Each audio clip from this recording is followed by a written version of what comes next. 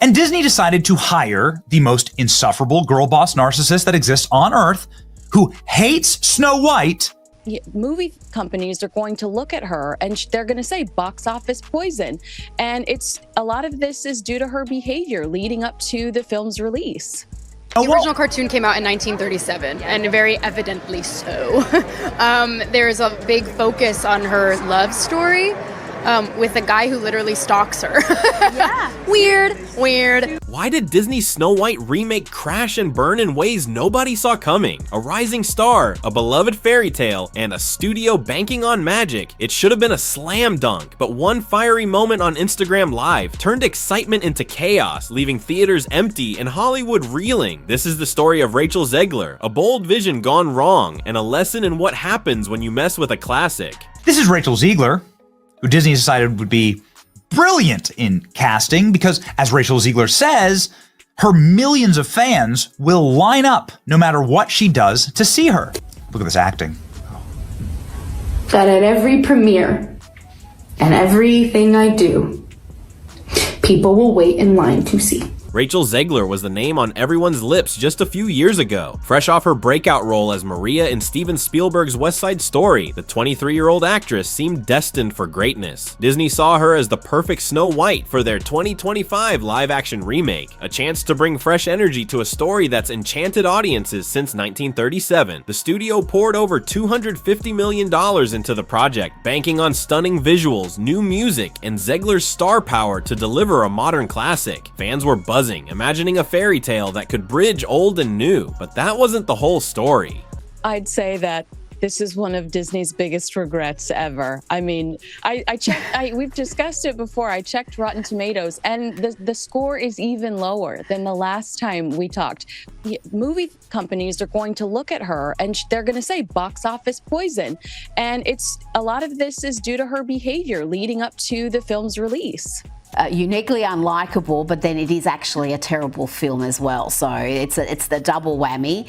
Disney didn't just want to retell Snow White, they wanted to reinvent it. Out went the dreamy romance of the original, replaced with a Snow White who was more leader than damsel. The iconic 7 dwarfs, mostly swapped for CGI magical creatures to sidestep controversy. The prince? Sidelined to focus on empowerment. On paper, it sounded bold, maybe even brilliant. But whispers of trouble started early. Fans who grew up with the 1937 classic felt uneasy, wondering if the heart of the story would survive these drastic changes, and what happened next would shock everyone.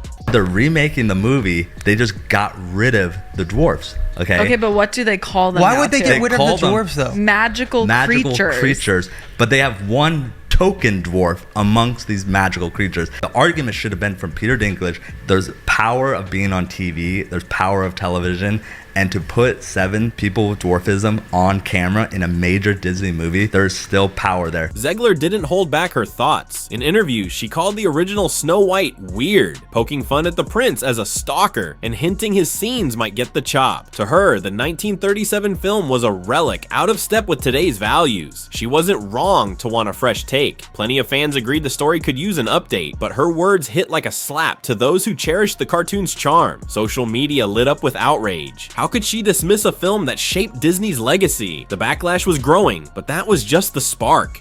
This is just so typical of the left. The progressives always finding a way to find their way back to doing something not progressive. You'd think the most progressive thing would be get people jobs, and dwarves want to work. Golden employment opportunity for dwarves. There's not that many scripts that come down the pike. No, there's 7 of them. That has, and there's 7 dwarves. Then came the dwarfs, or lack thereof. Disney's decision to replace most of the 7 dwarfs with CGI creation stirred up a storm. Actor Peter Dinklage had called the original depiction problematic, and the studio listened, opting for magical creatures with only 1 dwarf in the mix. It was meant to be progressive, but critics pounced. Some called it a hollow gesture, arguing it robbed actors with dwarfism of roles. Others saw it as Disney dodging the real issue while alienating fans who loved Doc, Grumpy, and the gang. The move pleased almost no one, and the divide deepened, but another twist was brewing. And then they couldn't put dwarfs because this is just so typical of the left. The progressives always finding a way to find their way back to doing something not progressive. Politics crashed the party. Zegler, vocal about her pro-Palestine views, found herself at odds with co-star Gal Gadot, who's been linked to opposing stances. Fans picked sides, and boycott threats poured in from both camps. What should have been a fairy tale became a battleground, with hashtags and heated posts tearing into the film before it even hit theaters. The tension wasn't just online, it felt like the movie itself was caught in a tug of war, and right when things couldn't get worse, Zegler made a move that changed everything. The controversies surrounding Disney's Snow White remake show that we are still in the thick of the culture wars. And then Rachel Zegler plays Snow White. I think Gal plays the... I was not a child, so I don't follow. Picture this, Rachel Zegler, frustrated and fed up, goes live on Instagram. The film's been out a week and the numbers are grim. Instead of rallying fans, she unleashes a rant that shakes the internet. She calls out critics, brushes off the original story as outdated, and glares at the camera like she's daring anyone to disagree. Clips spread like wildfire, memes, reaction videos, you name it. To some, she was fearless, standing her ground. To most, she came off as dismissive, even arrogant, torching the nostalgia fans held dear. The meltdown became the story and the box office felt the hit. Literally no offense to anything. They're very proud to cast a Latino actress as Snow White. It makes no sense to me. You're progressive in one way, but you're still making that backward story of 7 dwarves living in a cave. What the are you doing, man? The numbers told a brutal tale. By early April, Snow White had scraped together $169 million worldwide. Pocket change against its $250 million price tag. Disney needed $625 million just to break even, and this wasn't even close. Theaters sat half empty, even after a massive marketing push. The film limped to $80 million domestically, trailing behind hits like a Minecraft movie. Industry insiders were stunned. Disney even hit pause on a Tangled remake, rethinking its whole live-action game plan. But was Zegler the real villain here? And Rachel Zegler, being 23 or whatever she is, like so many kids raised on TikTok, she's all for infantada is the only global solution. So the two stars hate each other.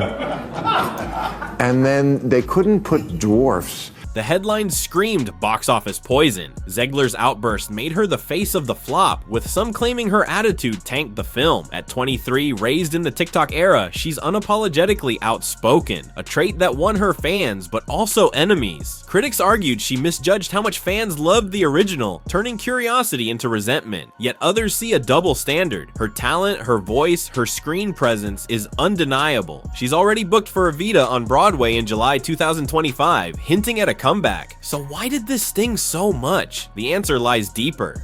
We have a different approach to what I'm sure a lot of people will assume is a love story just because, like, we cast a guy in the movie. Right. Andrew Burnap, great dude. All of Andrew's scenes could get cut. Who knows? It's how I am here with you to cry, to yell, to hug, to wax poetic on how the left continues to fail us in forging a new path forward. This loss should not have been, and it certainly should not have been by so many votes.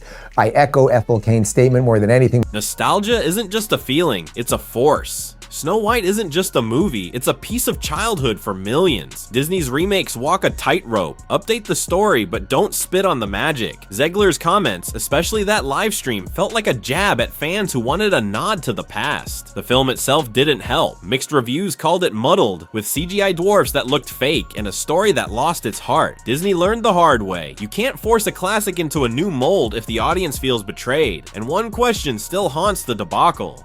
Okay. Midget, dwarf, they're out of work. They're replaced by CGI things. Yes. Like, this is just a perfect example. That. When there's thing 12. There's no guiding principle, just progress for the sake of progress, and you're just trying to weave around offense after offense. And I get it, there's a difference between spoiling and whatever, but to go out and badmouth everybody and talk smack about, I mean, older movies in the same franchise, the canon story, I guess? Yeah. I don't know, dude. I feel like they would have had better control over that. This girl took the money and then decided that she wanted to go out there and, you know what, I'm gonna take my stand. Well, you should have made that stand before you took the money to promote a film, because that's not in line with your job description. Right. Can Rachel Zegler bounce back? She's young, gifted, and no stranger to the spotlight, but this flop left scars. Some say Hollywood will think twice before casting her in big roles. Others believe her passion could win out if she picks projects that don't rile up nostalgic crowds. As for Disney, they're left licking their wounds, wondering if live-action remakes are worth the gamble. This wasn't just a movie, it was a wake-up call. What do you think? Was Zegler set up to fail, or did she dig her own grave? Drop your thoughts below and let's keep the conversation going.